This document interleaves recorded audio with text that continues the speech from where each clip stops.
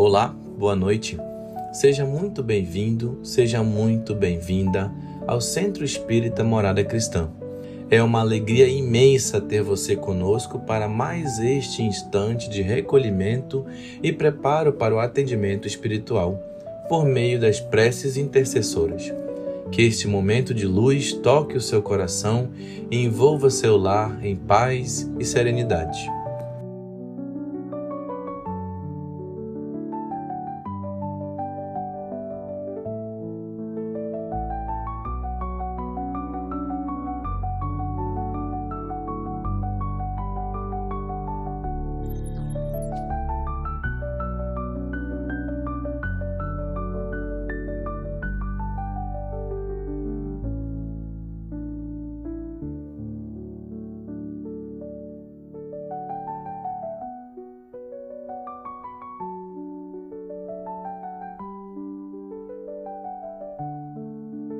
Aproveite esse tempo e coloque ao seu lado sua garrafa ou copo de água, com fé e confiança, para que ela seja fluidificada de acordo com as suas necessidades.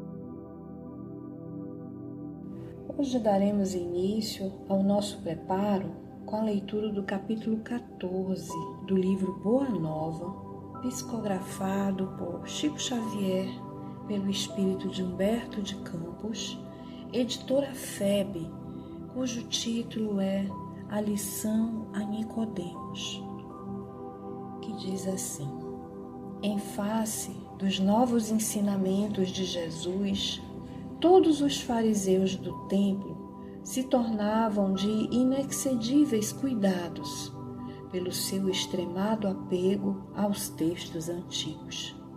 O mestre, porém, nunca perdeu o ensejo de esclarecer as situações mais difíceis com a luz da verdade que a sua palavra divina trazia ao pensamento do mundo. Grande número de doutores não conseguia ocultar o seu descontentamento, porque, não obstante suas atividades deotistas, continuavam as ações generosas de Jesus, beneficiando os aflitos e os sofredores. Discutiam-se os novos princípios no grande templo de Jerusalém, nas suas praças públicas e nas sinagogas. Os mais humildes e pobres viam no Messias o emissário de Deus, cujas mãos repartiam em abundância os bens da paz e da consolação. As personalidades mais importantes temiam-no.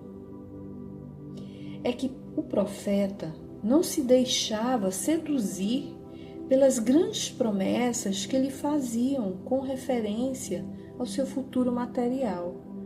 Jamais temperava a sua palavra de verdade com as conveniências do comodismo da época. Apesar de magnânimo para com todas as faltas alheias, combatia o mal com tão intenso ardor que para logo se fazia objeto de hostilidade para todas as intenções inconfessáveis. Mormente em Jerusalém, que, com seu cosmopolitismo, era um expressivo retrato do mundo, as ideias do Senhor acendiam as mais apaixonadas discussões. Eram populares que se entregavam à apologia franca da doutrina de Jesus, servos que o sentiam com todo o calor do coração reconhecido, sacerdotes que o combatiam abertamente, convencionalistas que não o toleravam, indivíduos abastardos que se insurgiam contra os seus ensinos. Todavia, sem embargo das disseções naturais que precedem o estabelecimento definitivo das ideias novas, alguns espíritos acompanhavam o Messias, tomados de vivo interesse pelos seus elevados princípios. Entre estes figurava Nicodemos, fariseu notável pelo coração bem formado e pelos dotes da inteligência. Assim, uma noite, ao cabo de grandes preocupações e longos raciocínios, procurou a Jesus em particular, seduzido pela magnanimidade de suas ações e pela grandeza de sua doutrina salvadora. O Messias estava acompanhado apenas de 2 dos seus discípulos e recebeu a visita com a sua bondade costumeira. Após a saudação habitual e revelando as suas ânsias de conhecimento, depois de fundas meditações, Nicodemos dirigiu-se-lhe respeitoso: Mestre, bem sabemos que vindes de Deus, pois somente com a luz da assistência divina poderíeis realizar o que tendes efetuado, mostrando o sinal do céu em vossas mãos. Tendo empregado a minha existência em interpretar leis, mais desejava receber a vossa palavra sobre os recursos de que deverei lançar mão para conhecer o reino de Deus. O mestre sorriu bondosamente e esclareceu: primeiro que tudo, Nicodemos, não basta que tenhas vivido a interpretar a lei. Antes de raciocinar sobre as suas disposições, deverias ter-lhe sentido os textos. Mas, em verdade, devo dizer-te que ninguém conhecerá o reino do céu sem nascer de novo. Como pode um homem nascer de novo sendo velho? Interrogou o fariseu altamente surpreendido. Poderá, porventura, regressar ao ventre de sua mãe? O Messias fixou nele os olhos calmos, consciente da gravidade do assunto em foco, e acrescentou: em verdade, reafirmo-te, ser indispensável que o homem nasça e renasça para conhecer plenamente a luz do reino. Entretanto, como pode isso ser? Perguntou Nicodemos, perturbado. És mestre em Israel e ignoras estas coisas? Inquiriu Jesus, como que surpreendido. É natural que cada um somente testifique aquilo de que saiba. Porém, precisamos considerar que tu ensinas. Apesar disso, não aceitas os nossos testemunhos. Se falando eu de coisas terrenas, sentes dificuldades em compreendê-las com os teus raciocínios sobre a lei, como poderás aceitar as minhas afirmativas quando eu disser das coisas celestiais? Seria loucura destinar os alimentos apropriados a um velho para o organismo frágil de uma criança. Extremamente confundido, retirou-se o fariseu, ficando André e Tiago, empenhados em obter do Messias o necessário esclarecimento acerca daquela lição nova. Jerusalém quase dormia sob o véu espesso da noite alta. Silêncio profundo se fizera sobre a cidade. Jesus, no entanto, e aqueles 2 discípulos continuavam presos à conversação particular que haviam entabulado. Desejavam eles ardentemente penetrar o sentido oculto das palavras do Mestre. Como seria possível aquele renascimento? Não obstante, os seus conhecimentos também partilhavam da perplexidade que levava Nicodemos a se retirar fundamente surpreendido. Por que tamanha admiração em face dessas verdades? Perguntou-lhe Jesus bondosamente. As árvores não renascem depois de podadas? Com respeito aos homens, o processo é diferente, mas o espírito de renovação é sempre o mesmo. O corpo é uma veste. O homem é seu dono. Toda roupagem material acaba rota. Porém, o homem, que é filho de Deus, encontra sempre em seu amor os elementos necessários à mudança do vestuário. A morte do corpo é essa mudança indispensável, porque a alma caminhará sempre por meio de outras experiências até que consiga a imprescindível provisão de luz para a estrada definitiva no reino de Deus, onde toda a perfeição conquistada ao longo dos rudes caminhos. André sentiu que uma nova compreensão lhe felicitava o espírito simples e perguntou: Mestre, já que o corpo é como a roupa material das almas, por que não somos todos iguais no mundo? Vejo belos jovens junto de aleijados e paralíticos. Acaso não tenho ensinado, disse Jesus, que tem de chorar todo aquele que se transforma em instrumento de escândalo? Cada alma conduz consigo mesma o inferno ou o céu que edificou no âmago da consciência. Seria justo conceder-se uma segunda veste, mais perfeita e mais bela, ao espírito rebelde que estragou a primeira?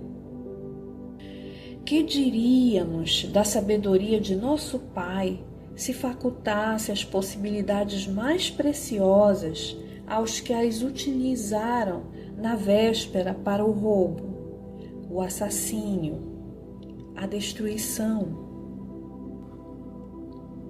Os que abusaram da túnica da riqueza vestirão depois as dos fâmulos e escravos mais humildes, como as mãos que feriram podem vir a ser cortadas.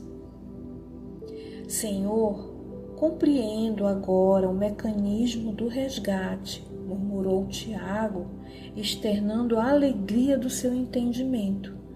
Mas observo que, desse modo, o mundo precisará sempre do clima do escândalo e do sofrimento, desde que o devedor, para saldar seu débito, não poderá fazê-lo sem que o outro lhe tome o lugar com a mesma dívida. O mestre apreendeu a amplitude da objeção e esclareceu aos discípulos, perguntando: dentro da lei de Moisés, como se verifica o processo da redenção? Tiago meditou um instante e respondeu: Também na lei está escrito que o homem pagará olho por olho, dente por dente. Também tu, Tiago, estás procedendo como Nicodemos, replicou Jesus com generoso sorriso.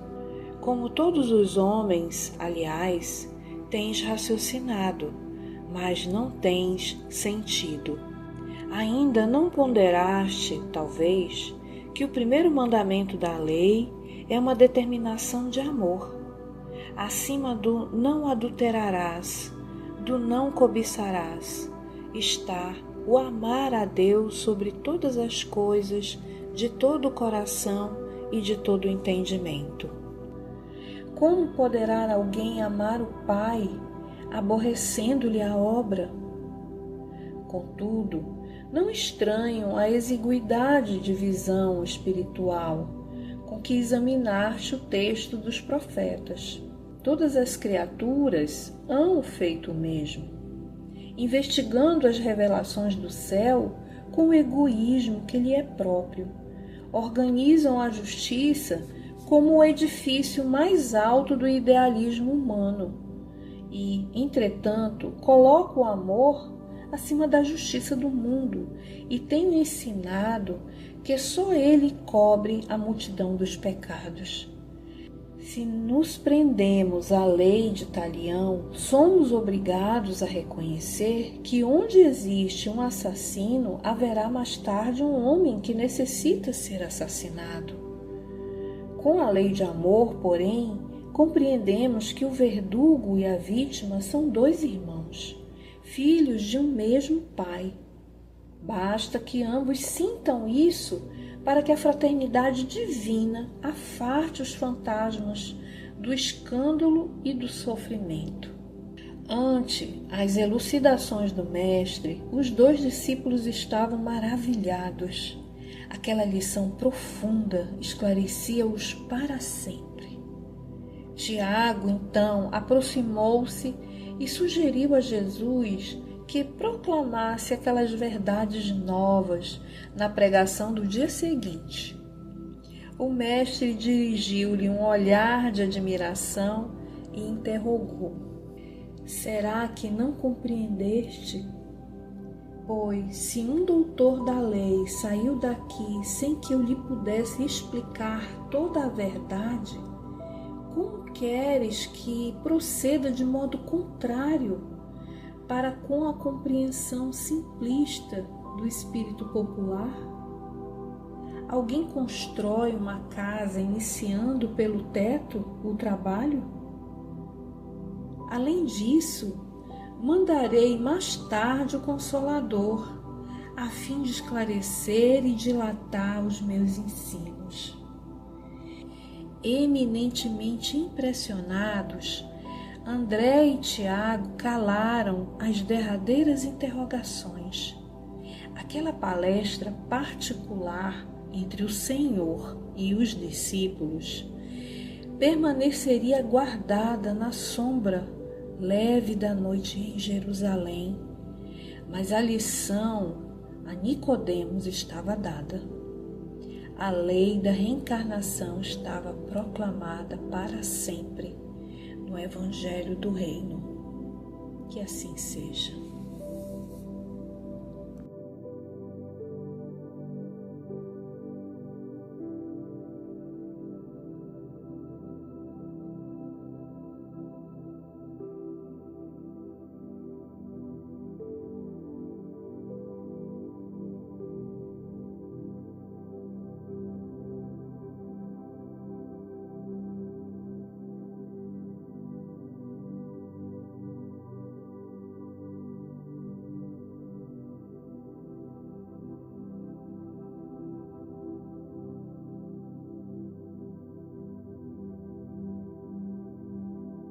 Com serenidade e o pensamento elevado, convidamos você a se conectar com as esferas superiores, unindo-se a nós em oração.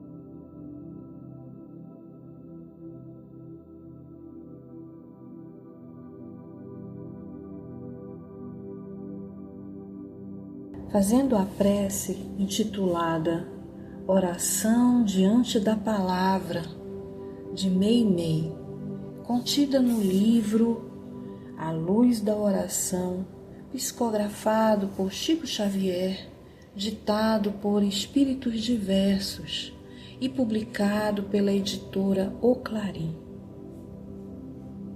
Senhor, deste-me a palavra por semente de luz, auxilia-me a cultivá-la, não me permitas envolvê-la na sombra que projeto. Ensina-me a falar para que se faça o melhor. Ajuda-me a lembrar o que deve ser dito e a lavar da memória tudo aquilo que a tua bondade espera se lance no esquecimento. Onde a irritação me procure, induze-me ao silêncio e, onde lavre o incêndio da incompreensão ou do ódio, dá que eu pronuncie a frase calmante que possa apagar o fogo da ira. Em qualquer conversação, inspira-me o conceito certo que se ajuste à edificação do bem no momento exato e faze-me vigilante para que o mal não me use em louvor da perturbação. Não me deixes emudecer diante da verdade, mas conserva-me em tua prudência, a fim de que eu saiba dosar a verdade em amor, para que a compaixão e a esperança não esmoreçam junto de mim. Traze-me o coração ao raciocínio, sincero, sem aspereza, brando, sem preguiça, fraterno, sem exigência, e deixa, Senhor, que a minha palavra te obedeça à vontade, hoje e sempre. E assim seja.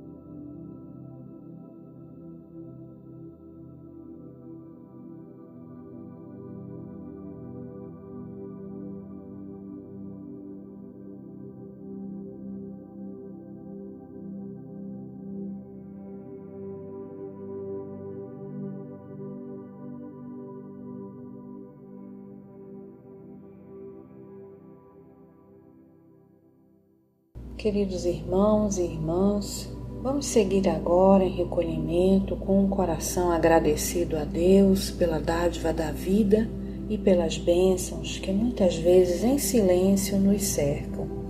Este é um momento de oração e profunda reflexão à luz da mensagem que recebemos. Pense, que transformações podemos fazer para nos aproximarmos dos ensinamentos do Cristo? Agora, você está convidado a fazer uma prece por você, seus entes queridos e por aqueles que precisam de auxílio. Aproveite este instante para harmonizar-se. Entregue-se com confiança à oração sincera, à escuta interior e à luz divina que o envolve neste momento. Se terminar sua prece antes do encerramento desta harmonização, permaneça relaxado, permitindo que essa melodia suave envolva você nos melhores sentimentos.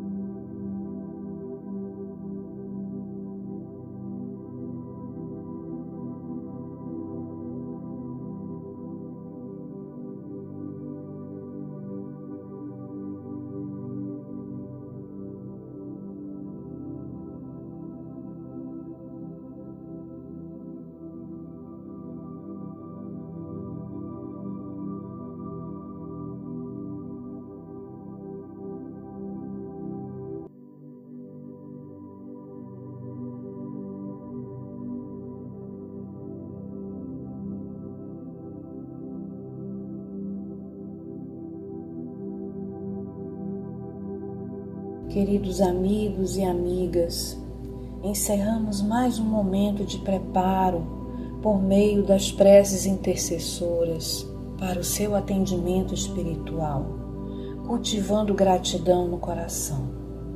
Que Jesus e os benfeitores espirituais nos amparem, nos inspirem e nos ajudem a fortalecer a nossa fé. Que sejamos guiados pela serenidade, resignação e disposição sincera de nos melhorarmos. Que tenhamos coragem para mudar e sabedoria para reconhecer o que deve ser mudado. Se Deus assim permitir, nos encontraremos novamente na próxima segunda-feira. Que a sua semana seja iluminada por pensamentos elevados, sentimentos de amor e fraternidade. Receba o nosso abraço carinhoso e fique com o amor de Deus em seu coração. Até breve.